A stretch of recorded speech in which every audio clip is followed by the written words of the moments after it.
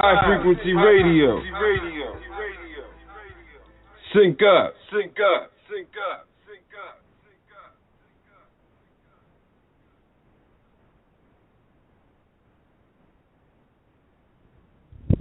This is Dr. Naila Bakari Gilliam inviting you to tune in every Monday night, 10 p.m. Eastern, 7 p.m. Pacific to Reawakening Minds here on the High Frequency Radio Network. Join me and my guests for lively discussion and insight regarding all things spiritual, metaphysical, and holistic. This show is for everyone, believers, non-believers, seekers, and those who simply know there's more to spirituality than you've learned from mainstream religion or institutions of higher learning. We're reawakening minds, one mind at a time. Are you awake yet? The Examined Life. Periodic life reviews avoid the consequence of nearing the end of a lifetime only to discover missed detours, exits, or opportunities from the past that now bring on regrets. Therefore, take time to discover and explore the wonders of your existence. This has been a Meta Minute with Dr. Naila Bakari Gilliam, founder of House of Reawakening Minds, where we are reawakening minds, one mind at a time. Are you awake yet?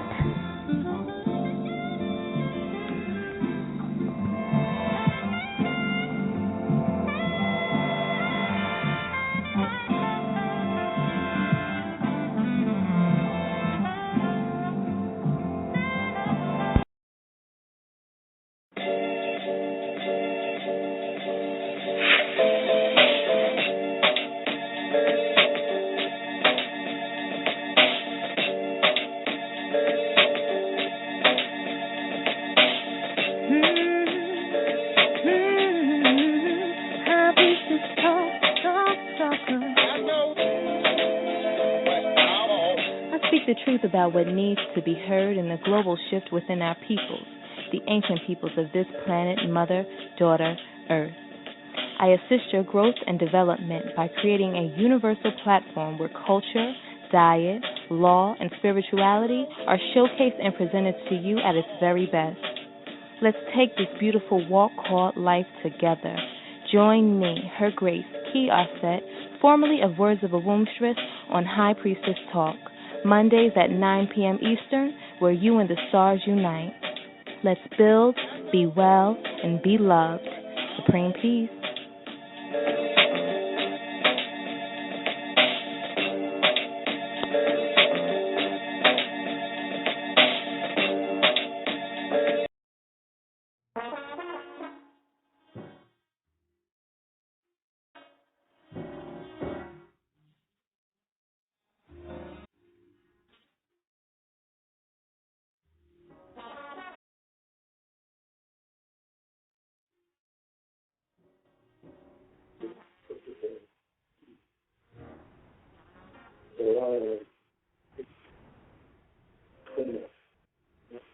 Information we gave officership and on the ship to be careful for not wasting the airport.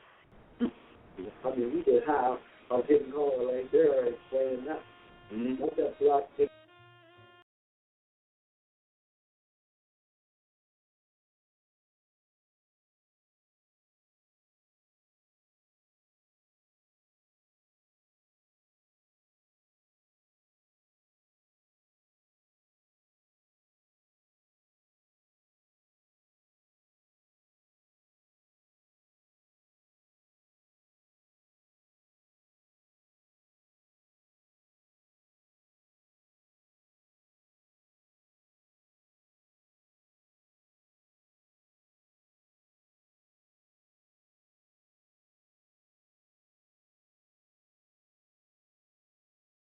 My question, well, I just want to let you know I've been studying for about 7 years and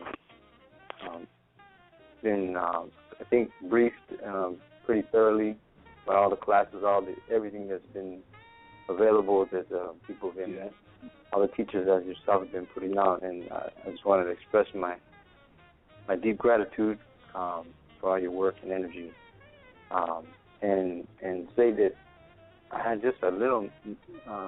There's so many little well, there's not too many details, but one detail that I kind of caught up on is in relation to the titles, and that there's 5 titles: Al, El, Ali, they, and there's a question that was on the table that the Al and they were not to be used, and I was wondering, does that have to do with the history that you're just sharing, or what you're talking about is see, the major titles of the airship is Elam Bay. That's the point, if that's what you want to know, because the major launch of European operations is from the North Gate. That's in northwest of Mexico, and the majority of the heirs of the estate are Elam Bay. That's why the Elam Bay is emphasized. The owls, the owls and days are mostly in the south, and some on the other side. So if we're claiming territory in the south and the other side, that's the title. And yeah, the that's the only to the reason. estate. But it's not that there are none here, because we're all over the planet. But the major heirs are the Elam Bay and the North Gate, and you're making a reclaim of your lost estate. And you can reclaim your lost estate as the Elam Bay here in the North Gate? Yeah, Elam Bay. Yeah, there you go. There you go. But not, I mean, Elam Bay. It's not that those titles don't belong to you. It's that the Eels and Bay are predominantly in the North Gate when the European took over. So you can activate your writ, your voice at law. The issue of your activation is the restoration of your lost estate under European operations. Mm-hmm. Now, and it doesn't mean that you don't have a right of claim as Day or Al, but you're mainly reconnecting probably to the South Gate. Okay. And it's not wrong, if you understand.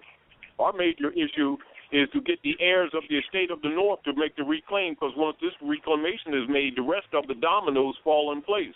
That's why the world is waiting on us. The world keep on signifying to these Asiatics in the North, stop trying to be black, stop trying to be somebody you're not. Be yourselves. And they keep trying to be everybody, but they're not. That's where the problem is. Yeah. Islam.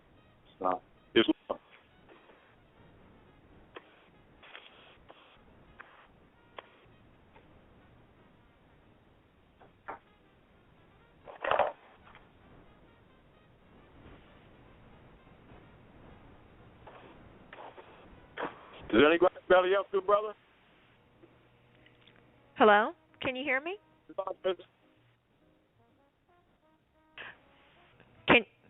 There's a beeping sound. Can you hear me? Yes, I can hear you. Okay. I just want to first off thank you for all the studies that you're sharing with the people. And just to let you know, I have a lot of hours of your shows to go through. And I usually like to go through the shows before I ask a question. But something compelled me to ask about the word indigenous and aboriginal, and if those words are really appropriate, or if it should be the word original. Well, aboriginal is essentially the first original people. That's what aboriginal is. Okay, so but it seems like it's I don't know. I heard David Wynn Miller say that one time that aboriginal is saying that you're not original. Let's not go what people say. Let's do some research. Go do etymology of words. We need to get in the habit, and this is one of the reasons why we set a standard for everybody to have their Oxford dictionaries, their American Heritage dictionaries, their old 1926, 1826 Webster's dictionary. at least 13 dictionaries in your library, and at least use your third grade etymology degree, ETC, going to the etymon. Then there's no argument. Okay. So that's an appropriate word. We need to stop responding to what people say without doing research on what they say. And etymology is the basis of what you use. That would answer your question. And I understand what you're saying.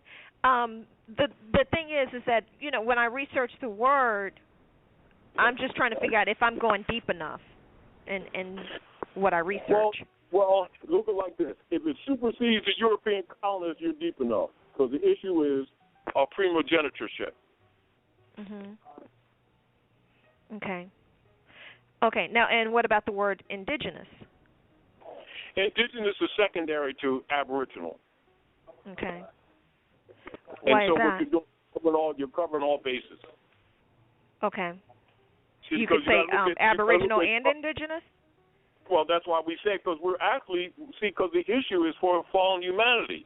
We're not operating from a totally selfish position, because it was other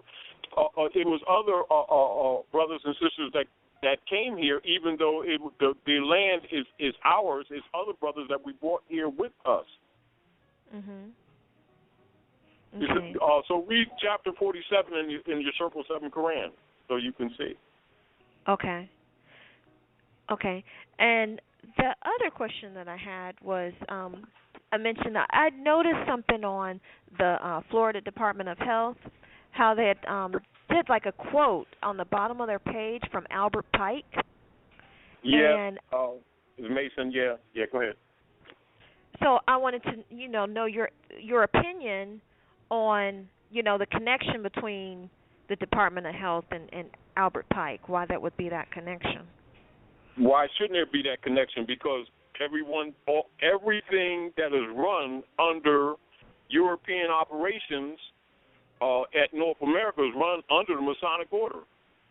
Why should that be surprising? Because anybody that's operating in position of authority or power is Mason or Eastern Star. I mean, see, certain things shouldn't surprise us. Very often we disconnect things only because of perceptions that we may have of organizations, orders, and everything. People must recognize the operations at Northwestern Mexum, in Old Mexum, they're called Old Mex, which is now called North America, is European colonial operations. And understand, all persons who are in rulership must belong to secret societies, because the secret societies is where the truth of the human condition is preserved for the elite and certain selected people who are assigned as overseers, or amongst other Asiatic griots who have preserved the history in secret. That's what it is. And so therefore... Oh, sorry, go ahead. So therefore, everyone that rules, anyone in a rulership position is essentially a Mason. And Albert Pike is a Mason. And then what about the Ku Klux Klan connection? Ku Klux Klan are Masons too. That's the circle. Kykelos is a circle. And it has the Great Circle Church is Germanic. That's a circle. It's a Zodiac law. They're still preserving your law. They just codified it under different names, and our people are all spooked up. This is what the Dark Priesthood did. They created what is called dogmata and covered it with the name religion. And our people keep running into religion for the cure. That's why they don't have any cures, because they don't know that they're being played. Just like, for instance, the people think they got money. They got fiat. They think they got religion. They got dogmata. This is why it's too much control. Go ahead. Now, does this also circle into the mafia and the Catholic Church? Exactly. Okay. Exactly. They're telling you even when they're telling you the Godfather movies, they're not hiding. They don't even hide stuff. They know that most people look at stuff as just movies, but a lot of times they'll take movies and tell truths, and people think it's just a movie, and they enjoy the movie and don't know that they're really telling them the truth. Just like in The Matrix, they're telling you the truth. In Avatar, they're telling you the truth. It's in the Wizard of Oz, they're telling you the truth. In the movie with Will Smith, Wild Wild West, they're telling you the truth. In the movie with Martin Lawrence, Black Knight, they're telling you the truth. In Robin Hood with Morgan Freeman, they're telling you the truth. Well, I remember when you mentioned one time, too, about, I think it linked in with the Spanish Inquisition, where they were torture the Moabites with the, they're kind of like the equivalent of what the gynecological tool that they use during. Yes, it's called the vagina pair. Yes, and so it's similar to that. So my point is kind of the Department of Health, and your opinion of how is that? Is it just a new day, but the same like concepts? This is the deal. Things haven't changed. Even as we're talking today on High Frequency, and a lot that you see going on today in what they call alternative radio and alternative forms of news is simply a symptom and a reflection of people waking up to what's always been going on anyway. It has been an issue that the people have been asleep. But the Europeans never stopped doing what they've been doing. We're just slow. Our people are in park or sleep. And I'm wondering, too, also, I started thinking about the word like C-section or cesarean section. Yeah. That, to me, looks like, okay, Caesar section. Exactly. That comes from their eugenics program.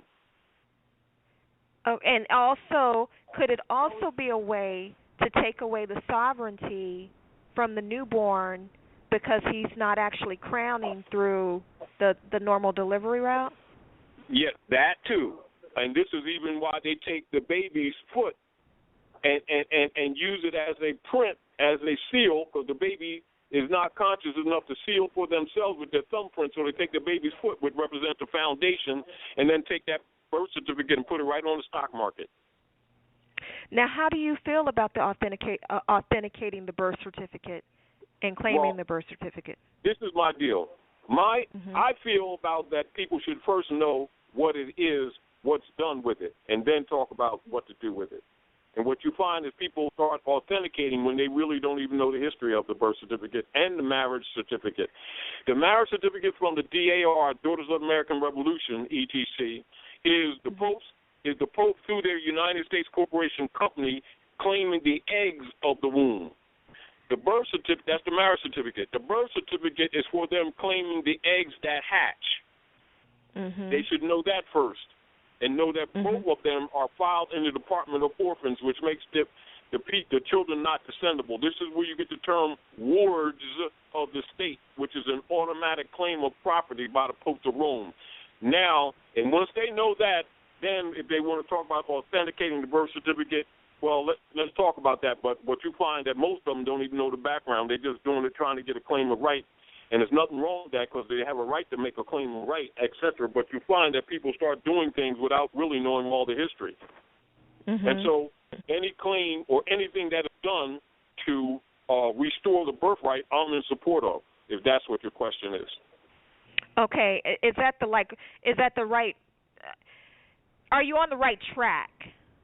Yes, you're on the right track. And it's not the only thing, but yes, you're on the right track. But I always say to people, before you do anything, to declare your nationality, because anything that is done in law by any man, woman, or that who are not in their proper person can be abridged, which means you can have a trust and you transact in another man's name, it can be abridged because all you're acting in law is as an agent. You see the point? Mm-hmm. This is why the Europeans put their family names on the people, so that whatever they buy or sell with the mark or the number of that name automatically makes them Caesars. Mm-hmm. So getting your name right and then making your declaration and then marching from there. Yeah, exactly. That's again why we try to make it as easy as possible for people to declare their nationality. And keep in mind, Obama, people, the Europeans on his back every kind of angle that they can do. And even you have so-called people, Asiatics, picking up the cudgel of the Europeans and then trying to destroy him too, any kind of way they can, character-wise, etc. They pissed off at him because he went to Hikupta, which is the capital dominion of the Moorish Empire, before the Europeans took over, and he exposed that the United States Constitution is derived from Muslim law.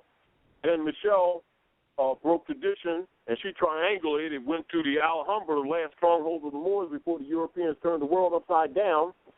Then they had the international community photographers taking pictures of them coming through double doors symbolizing the higher self and the lower self, which is the Kabbalistic principles that our people need to understand about the Kabbalistic wisdom that they're calling religion. And then there's the guard standing to the left, figure of the day, with the Moorish flag. Then he comes back and signs the rights of the indigenous people for these people set at Article 5 for them to declare their nationality. Why did that Europeans pissed at him and trying to do everything they can to destroy his character, etc. And then at the same time, Rahm Emanuel, the man who claims to be a Jew, left his administration just before he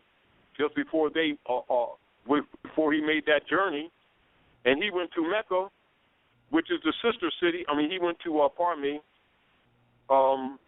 he went to Chicago, which is the sister city of Mecca, and you can go right into the battleground in Philadelphia, where they built City Hall, and you can look at the Zodiac Constitution right in the middle of the courtyard with 4 gates, and I think they painted over it, but you could see the lines in brass that will direct right from Chicago to Mecca, which is sister city. And then Rahm Emanuel issued one of the first things he did when he got in office in Chicago was issue a proclamation giving you the history of the Moors and what Noble Drew Ali did. And he's a Jew. And you see a lot of so-called, quote-unquote, black scholars won't even expose that information. And this is why no matter what Obama says, them Europeans say, I don't care how many times you go to church, you Muslim, because they know he knows the real history. Well, also, could it also be the fact that they're putting it out there is because some of those treaties are, some of that money that's owed, in other words, or some of those treaties are coming due? Meaning that they have to pay up. Why do you think so much effort is being put out to try to discredit conscious Moors or to try to distort what we're dispensing to the people as if it's a belief or as if we're anti-government, etc., when actually we're pro-government. We're pro-republic. They're pro-democracy. You see the point? Yes, but what I'm saying is also is that some of those treaties are coming due and that they've been due. No, the debts are due. The treaties are always enforced. The treaty supersedes. So you got to keep in mind, when you get off the phone, read Article 6 of the Constitution. All debts and engagements entered into before. Go to the dictionary, look at the word before.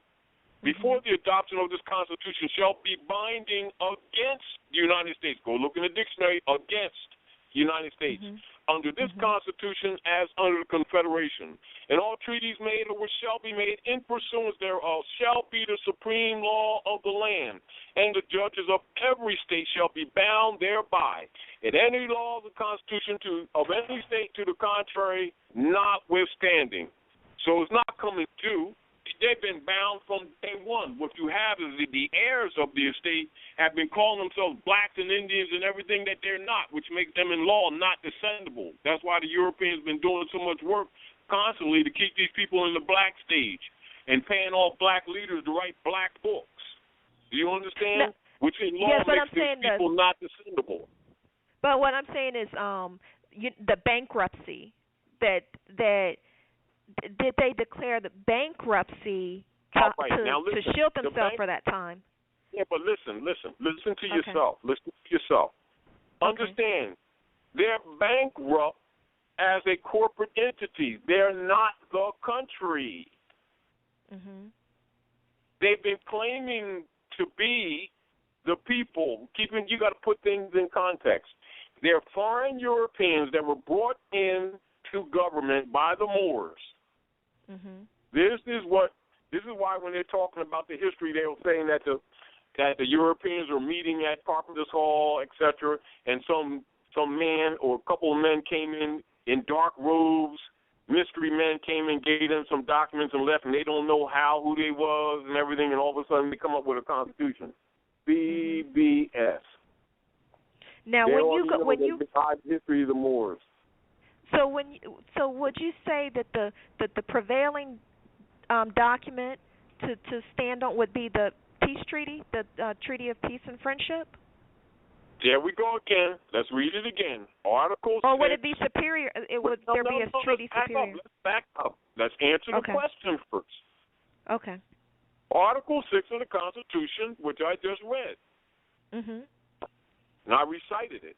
It is what? All debts and engagements entered into before the adoption of this Constitution shall be binding against the United States under this Constitution as under the Confederation, and all treaties made or which shall be made in pursuance thereof shall be the supreme law of the land. There's your answer.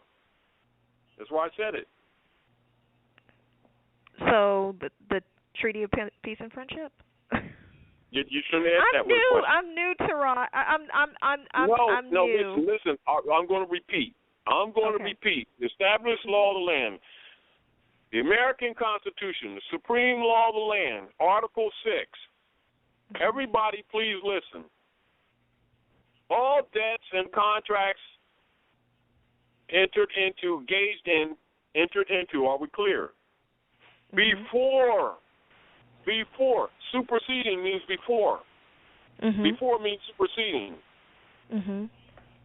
First, entered into before the adoption of this Constitution shall be binding against the United States under this Constitution as under the Confederation.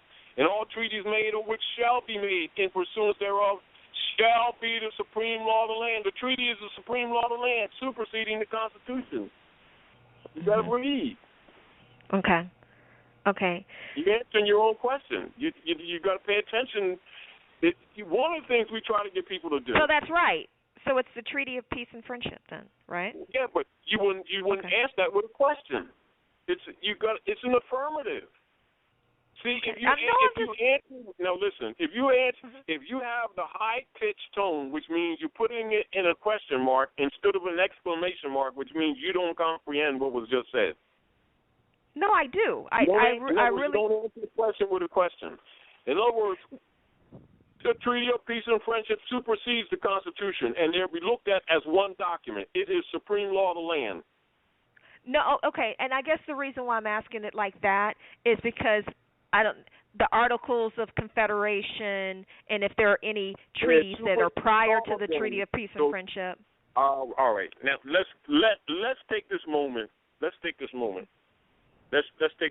to do this, and this would be for others too, because that's a very pertinent question, because a lot of people need to be clear on these things so that they can have a proper concept on all of these matters, particularly because people are trying to undo what the Romans have done in relationship to the birth certificate and other instruments that the Europeans have clearly used to steal the birthrights of our people, right? So I'm going to read one George Washington's letter to the Sultan of Morocco that was mailed in December 1st of 1789. And keep in mind, he was the 9th president, not the first. So being Moorish American, you know this, whereas you already know this history is not given to persons who are branded black because they're designated as Christian property. So their history would say that he's the first president. To the history of free men and people of the heirs who honor their mothers and fathers, they would be given the real history, meaning that people who are in Masonic orders or Skull and Bones or Knights of Columbus or Ku Klux Klan or Daughters of American Revolution or the heirs being Moorish Americans or Arabs.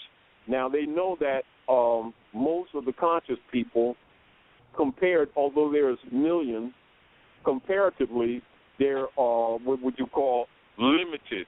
And so most of the heirs of the estate would be against their own estate because they insist on being black and insist on being Christians. So so the European's pretty sure that he will have mandate power because Negroes and blacks will always vote for things that are against their own bloodline because they don't recognize their own bloodline. They hate their bloodline. But they want the rights that go with it. But anyway, so let's wouldn't the birth certificate make you Christian property? What do you think it's used for? Because that's just simply that's an instrument to regulate their property. That's what it's for. It's a stock. It's a bond instrument. That's what it's for. Under the Christian church, under the Catholic Church? Yeah, that's what the 14th Amendment is for. That's from the Daughters of the American Revolution. That's claiming the eggs that hatch. Mm-hmm. That's what the birth certificate is for. All right. Anyway, so George Washington's letter to the Sultan of Morocco, great and magnanimous friend. Keep in mind he was. Now, while I'm reading this letter from George Washington to the Sultan of Morocco, mailed in New York, that's the land of Nod, Amsterdam. Anyway, so keep in mind he was in office only about 7 months. This is from April to December. Mm-hmm. It's his words from George Washington. Since the date of the letter which the late Congress, by their president, addressed to your Imperial Majesty, the United States of America have thought proper to change their government and institute a new one agreeable to the Constitution, of which I have the honor herewith to enclose a copy. The time necessarily employed in the arduous task and the disarrangement occasioned by so great, so peaceable a revolution will apologize and account for your Majesty's not having received those regularly advised marks of attention from the United States, which the friendship and magnanimity of your conduct towards them afforded reason to expect.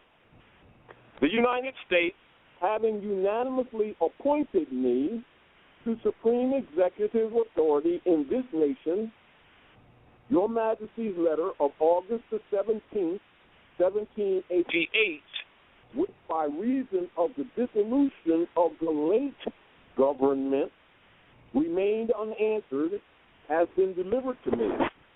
I have also received the letters which your Imperial Majesty has been so kind as to write in favor of the United States to the Bashaws of Tunis and Tripoli, and I present to you the sincere acknowledgments and thanks of the United States for this important mark of your friendship for them. We greatly regret the hostile disposition of those regencies toward this nation who have never injured them is not to be removed on terms of our power to comply with. Within our territories, there are no mines, whether of gold or silver, and this young nation, just recovering from the waste and dissolution of a long war, have not as yet had time to acquire riches by agriculture and commerce. But our soil is bountiful, and our people industrious, and we have reason to flatter ourselves that we shall gradually become useful to our friends. The encouragement with which your Majesty has been pleased generously to give to our commerce with your dominions, the punctuality with which you have caused the treaty with us to be observed, and the just and generous measures taken in the case of Captain Proctor make a deep impression on the United States and confirm their respect for and attachment to your Imperial Majesty. It gives me great pleasure to have the opportunity of assuring your Majesty that while I remain at the head of this nation, I shall not cease to promote every measure that may conduce to the friendship and harmony which so happily subsist between your empire and them, and shall esteem myself happy in every occasion of convincing your Majesty of the high sense which in common with the whole nation I entertain the magnanimity, wisdom, and benevolence of your Majesty. May the Almighty bless your Imperial Majesty our great and magnanimous friend, with his constant guidance and protection, signed George Washington. Now I will read the Treaty of Peace and Friendship preamble of 1786 to 1787. And keep in mind that George was appointed 1789. So now we're going back even to 1784. To all persons to whom these presents shall come or be made known, whereas the United States of America in Congress assembled by their commission bearing date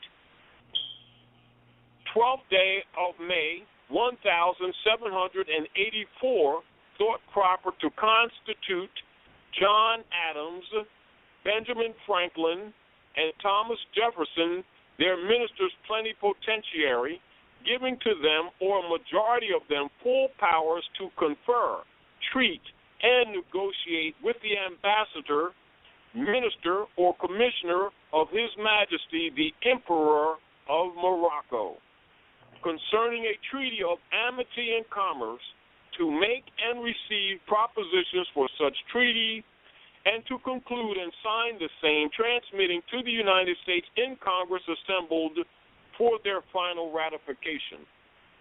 And by one other commission, bearing date the 11th day of March 1785, did further empower the said ministers plenipotentiary, or a majority of them, by writing under the hands and seals, to appoint such agent in the said business as they might think proper, with authority, under the directions and instructions of the said ministers, to commence and prosecute the said negotiations and conferences for the said treaty, provided that the said treaty shall be signed by ministers, and whereas we, the said John Adams and Thomas Jefferson, two of the said ministers plenipotentiary, the said Benjamin Franklin being absent, by writing under the hand and seal of the said John Adams at London, October the 5th, 1785, and of the said Thomas Jefferson at Paris, October the 11th of the same year, did appoint Thomas Barclay agent in the business aforesaid, giving him the powers therein, which by the said second commission we were authorized to give, and the said Thomas Barclay, in pursuance thereof, both arranged articles for a treaty of amity and commerce between the United States of America and His Majesty the Emperor of Morocco, and sealed with his royal seal, being translated into the language of the said United States of America, together with the attestations thereto annexed, are in the following words, to wit, in the name of Almighty God, this is a treaty of peace and friendship established between us and the United States of America, which is confirmed and which we have ordered to be written in the book and sealed with our royal seal at our court of Morocco in the 25th day of the blessed month of Shaban, in the year 1200, trusting in God, it will remain permanent. And there you have the Al-Moroccan flag, which is the real American flag, which is the red flag with the five-pointed green star in the center. And the Stars and Stripes is the banner of amity and commerce for them to do business here at Morocco. You see the point? Mhm. Mhm. Once you understand that the mystery is going, you answer most of your own questions. What you have is the masses aren't exposed to this information. And I'm really green in this information, but I'm trying to learn and trying to put all the pieces together to simplify it in my mind. Yes, and that's back to when Drew Ali said to the Moors, study. And when you would study well and would ask me what to study next, I would reply, study yourselves. Meaning that once you go back in history, you'll find this stuff. It's not really, even though the Europeans spent a lot of time burning a lot of books, and they paid off a lot of people to keep promoting the black brands, etc., most of the people are convinced that human beings are crayons by their so-called black leaders. And they actually think black means ebony when it actually means pale. This is really interesting. It's a lot of things to unravel. Yeah. And so once you teach people real history and etymology, they'll start freeing themselves. And then, I want to be able to pass this on to my children. Now, the only other thing, because I understand what you're saying, how does the Articles of Confederation play into that, or do you pretty much, is it just Treaty of Peace and Friendship and the Constitution? Yeah, but in other words, when you're dealing with the Articles of Confederation and the other instruments and et cetera, you'll see the evolutionary process of bringing the Europeans into government. That's all. And so you. But I'm saying, like, if I'm walking around with two documents, it's pretty much the Treaty of Peace and Friendship and the Constitution. Yeah, that's why we put it in books so that people stop being confused and letting somebody distort them. See, because usually when people try to get you off mark, they try to get you confused because you've already, how it's sort of like when they start seeing people wake up, they start trying to make this stuff complex. When the basis of it is declare your nationality, be yourself, enforce the supreme law of the land, and study. But basically, if you got that, you got your foundation for the most part. And there's the Treaty of Peace and Friendship, the Constitution. Stop letting people, confuse you. And not only that, let's take the advantage of this moment. And remember when Obama when he went to Ecupta, when he went to Egypt, and he exposed that the American Constitution is derived from Muslim law, and then he went to Article 11 of the Treaty of Tripoli, which is one of the Moorish regencies. Do you know why he went to Article 11 and exposed that? As a matter of fact, when you get off this call, just punch in on any computer and say, what does Obama have to say about the Moors? And he'll be throwing keys out there left and right.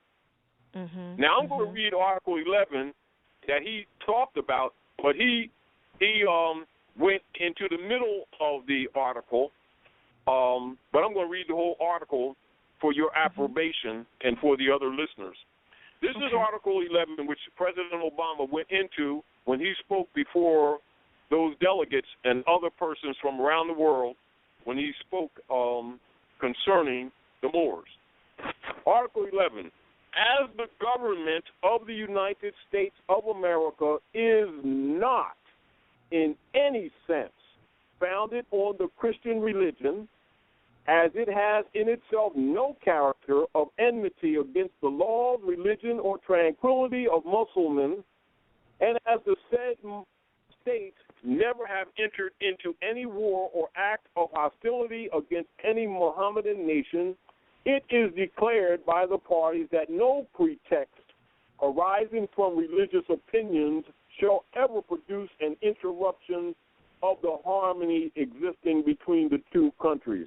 You put that in harmony with George Washington's letter, and you'll see the state of affairs that has been corrupted by both these so-called black leaders and these miseducating Europeans under their reconstruction of history. They weren't reconstructing buildings, they were reconstructing history. That's called the period of Reconstruction. Let me ask you one more question. It's quick. If you had just 5 books that you could be limited down to, or the Treaty of Peace and Friendship, the Constitution, what 5 documents would you have if you could only limit your library down to 5 documents? Always 7, minimum 7. Okay, 7. But basically, the Treaty of Peace and Friendship, that you would Henry Campbell Black's Law Dictionary, at least 4th edition, Bouvier's Dictionary 1856, etc. American Heritage Dictionary of the English Language, Oxford Dictionary. You notice I'm talking dictionaries. And if you can afford it, of course, American Jurisprudence, etc. Because that's what the whole series, the whole series. In general, yes, because it's like that. Because there's no such thing as giving people a 5 and then really satisfying. Because they really need to be re-educated, and they need to stop buying expensive Nikes and start investing in rebuilding their libraries for themselves and their children. Okay, so those books, those would be the books that if you got rid of all your books. 13 dictionaries. You should have at least 13 dictionaries, but those are amongst them. For everything else, you're going to need that. in order to have that. Also, another book that you might want to get is actually a Scottish historian. He puts these so-called black leaders to shame as far as Moorish history is concerned, and that's David McRitchie, Volume 1 and 2, Ancient and Modern Britons. Mm-hmm. Then you would also use Joel A. Rogers' Nature Knows No Color Line. Mm-hmm. Those are just a few. You could have them, and it wouldn't be so hard to educate yourself and your children if you have those books. Mm-hmm. One of the things that what's most difficult with our people is to get past the smoke screen that their black leaders have set up, who they think that are really working in their favor when they're actually using the brands what makes the people not descendable. What would they do? They mix it with a lot of factual informational data from ancient Egypt, etc., and it impresses the people, and they think it liberates them, and then they turn around and call them black, which they know in law makes the people not descendable. So it makes them feel good, but they have no right of estate at the same time. The whole point. No different than when the Europeans. Go ahead. What I noticed also, to mention, when I look in the Florida statutes, it says that a husband has power of attorney over his wife to convey property, but the wife doesn't say anywhere that the wife has power of attorney to convey property. Of course, when you're looking at the Christian Black Codes of 1724, which was adopted in all the things for controlling and destroying our families. There you go. That's where that comes from. And it looks like to me to where they can say, okay, well, and if they control the birth certificate, that ultimately they have the control over the inheritance through the woman, but also what it's looking like to me that they do also is that when you're a single woman, that you can be claimed as abandoned property by some man. That's what the Christian Black Codes are called. That's where they come from. Mm-hmm. This is why to control all of the land. That people need. That's the Black Codes of the land. Mm-hmm. The supreme law of the land is the Constitution. Mm-hmm. You got to remember, under the democracy codes for the Jesuit order, that's where that comes from. That's why they got to get our people to agree to be Christians. As soon as they agree to be Christians, they ain't got nothing to do with no Jesus. It has to do with Constantine and his mother. Their property. Mm-hmm. You know, this is back to our people not even knowing what religion really is. They've been played on so many fronts, and all of those fronts are designed to steal their estate. This is why we tell people to get a law book so they can see minority doesn't mean what they think it means. Lord of the state don't mean what they think it means. In propria persona doesn't mean what they think it means. You know, just like Civil Liberal War II, they marching around with all these so-called rights organizations and don't even know they bring them under the 14th Amendment. They think they're marching and praying with rights. No, they're just like cattle running around the street raising confusion. And so the European uses the black codes to kill them on the street or to lock them up, put mace up their nose and give chokeholds on them, act like, oh, he moved too hard. If he could have told me, I would have stopped choking him, when actually he can't talk and your breath is cut off. And they do all this stuff to our people, following behind their so-called black leaders who are leading them to slaughter. Knowingly. So make your declarations and then know who you are. Well, that's what, don't the civilized world keep saying, honor your mothers and your fathers, that your days may be longer upon the earth land? And then when you go into the law book, it says the common law, doesn't it relate to the archaic traditions and customs of archaic memorial that supersedes the Roman law and the civil law, etc., and that's the basis upon which the common law is brought in? So that means if you don't have a connection to your bloodline, you can't use common law to trump the Roman law. All of this stuff really ties together when you really study it and get the emotions out of it. This is why and then also unravel what you were taught. Yes, well, that's why they call it a purging, a baptism, a purging. So the people must be born again with a new mind. Don't the book say they must be born again with a new mind? And then when you look at that phrase, to be born again, when you look into French, it says what? The Renaissance. What does the Renaissance translate into? Look in the dictionary. To be born again. And what is the Renaissance? That's when the Moors brought the Europeans out of the Middle Ages into the modern world. Born again, and we need to be born again too, with a new mind. And you see much more of the influence in Europe than you do here, or it's more out there. Of course, it's not denied. You got to remember, the den of confusion is under the control of the Europeans controlling the North Gate. That's why you see the European Shriners refer to themselves as the keepers of the North Gate. North Gate is Northwestern Mexum, North America. Thank you for taking the time to explain it so that I could simplify it more in my brain. I really appreciate it. Basic, it's like anything else, sis. Once you learn how to count, there ain't no argument. The numbers doesn't matter. You see the point? But until people understand the formula, they give a new set of numbers and it gets confusing, which means if you understand the fundamentals of the politics, you start answering your own questions. And that's what I have to do. It's like I listen to a lot and I read a lot, but then I have to take it down to the basics. Yeah, that's why. So you got to remember, North America is Northwestern Mexum under European colonial operations, who are not Americans. You see the point? You're the Almadacans, the copper complexion people. That's why they used to have in old days what they call the copper penny test. They put a penny on the back of your hand, and if it didn't harmonize, you weren't American. Well, and that's another thing too with them. What is it that they changed the law to where you can claim whatever nationality that you? Of course, yes. It's a human right to declare any nationality that you declare. Yes. Do you know what I'm saying?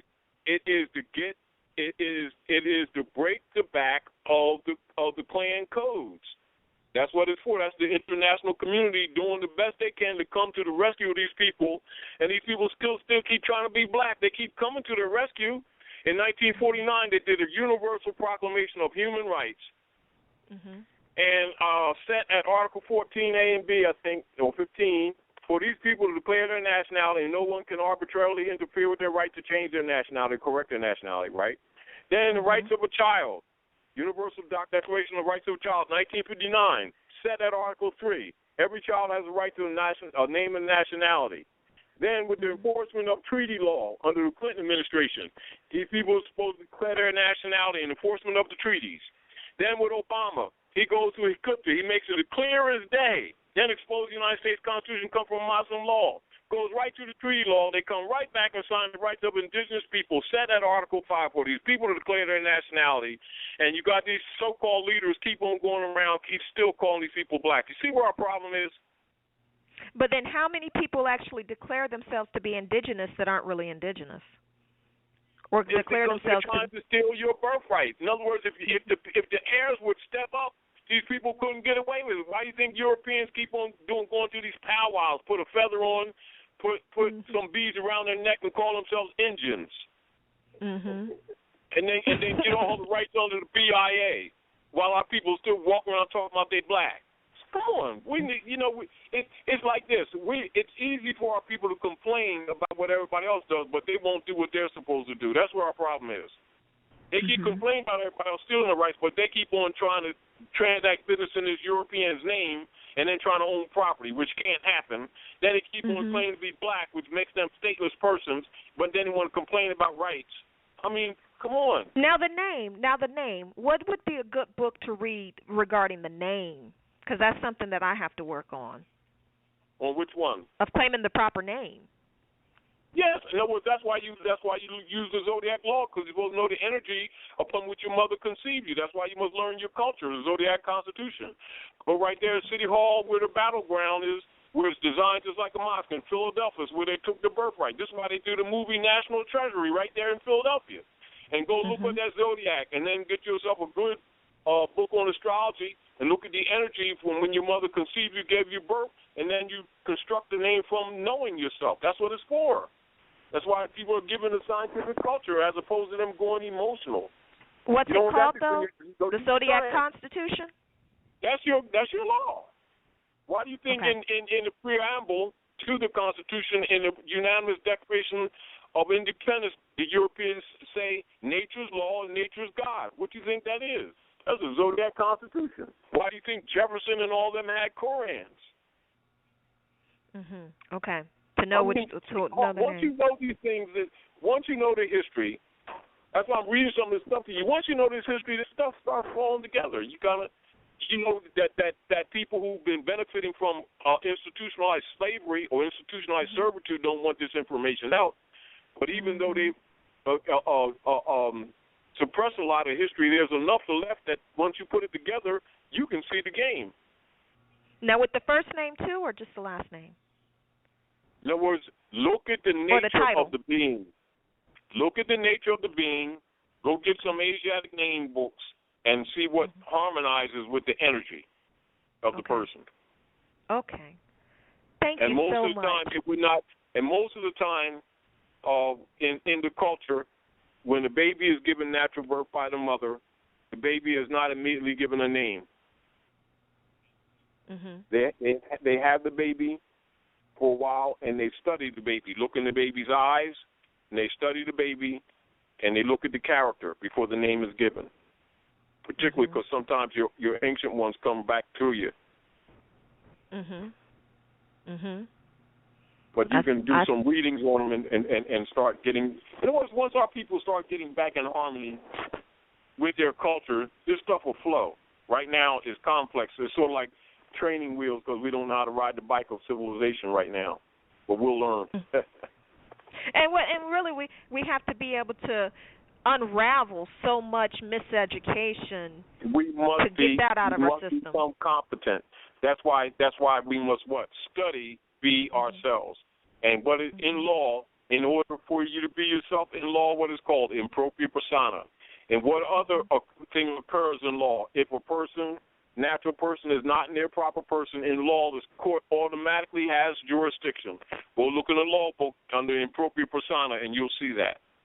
This is another reason why when you see some of these so-called black scholars, people promoting this black game against their people, that they're not excused for actually putting their people under the codes while pretending to be liberating them. Because you go right in the law book and you will see it's exactly the opposite.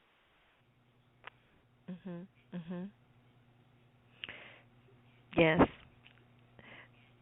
Thank you. Thank you for giving me so much information. All right. And I'll Hope stay we did tuned some in. good. Yes, all you right. did. Hope we did some good. You did. All right. Peace. Peace.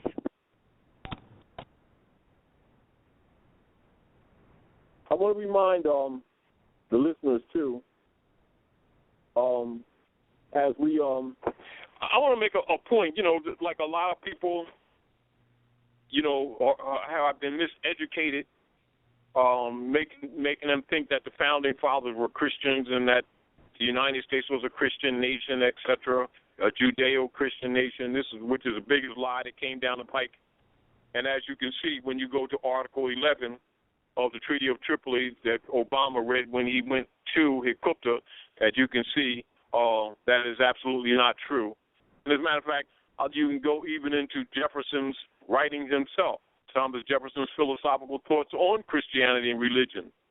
And one of his statements is this: ignorance is preferable to error, and he is less remote from the truth who believes nothing than he who believes what is wrong. That's from some of his notes. And Jefferson says, in spite of Christian right attempts to rewrite history to make Jefferson into a Christian, little about his philosophy resembles that of Christianity. Although Jefferson in the Declaration of Independence wrote of the laws of nature and of nature's God, there exists nothing in the Declaration about Christianity. Though Jefferson believed in a creator, his concept of it resembled that of a god of deism, the term nature's God used by deists of the time. And with his scientific bent, Jefferson thought to organize his thoughts on religion. He rejected the superstitions and mysticism of Christianity and even went so far as to edit the Gospels, removing the miracles and mysteries and mysticism of Jesus. See the Jefferson Bible, leaving only what he deemed the correct moral philosophy of Jesus. So people need to study the so-called founding fathers, because what their perceptions about themselves and about the founding or the operations of the so-called Union of the United States Republic at North America has been mistaught to the masses. However, scholars know what I just dispensed to you, and they know it very well. However, they can't get a Skull and Bones 501c3 kickback agreement if they talk like we're talking. How about that? Next, you guys.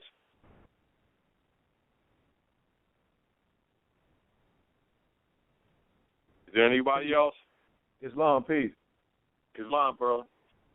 I want to give praises to the Almighty God Allah. I want to give honors to the Prophet Noble Drew Ali, and I want to give honors to you, Brother Taj, because over the years of me studying and researching, you are one of the key elements to unlocking my brain to go and research certain things. And right now, I'm reading over John Locke, and I'm studying a book right now titled The Philosophical and Political History of the Settlements and Trade of the Europeans in the East and West Indies. It was printed in 1777, and it was translated by J. Justemon, and it was from the original French of Abbé Raynal. And all of the points that you teach, that all of us, like you say, the Europeans, they basically know all of this. But it's important for us to go into it and research it ourselves.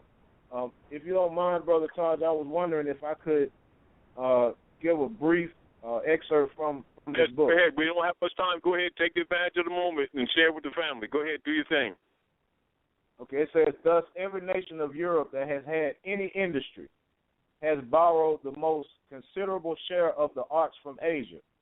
Their invention seems to have been coeval with mankind. The beauty and fertility of those climates have always produced a most numerous race of people, as well as abundance of fruits of all kinds. Their laws and arts, the offspring of genius and tranquility, have arisen from the settled state of government and luxury. The source of every enjoyment that attends industry has sprung out of the richness of the soils of, and remember the title, is about the history in the East and West Indies. And so it says India, East and West, China, Persia, and Egypt were in the possession not only of all the treasures of nature, but also of the most brilliant inventions of art. So, Brother Taj, again, I want to thank you again, and, I'm just going to continue to study and always do whatever I can to play my part to help, uplift all of humanity, brother. Right on, good brother. Thanks for sharing. And when you come on again, share a little bit more with us. Whatever I can do, brother. Also, I have, I don't want to take up too much time, but I also have something from John Locke. Don't worry about the time. When you're doing good for humanity, time is not an issue. Go ahead, brother.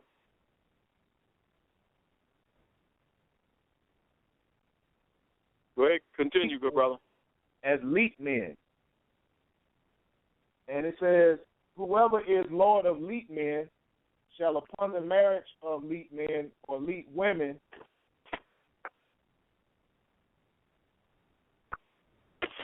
You're not coming through. High frequency radio. Sync up.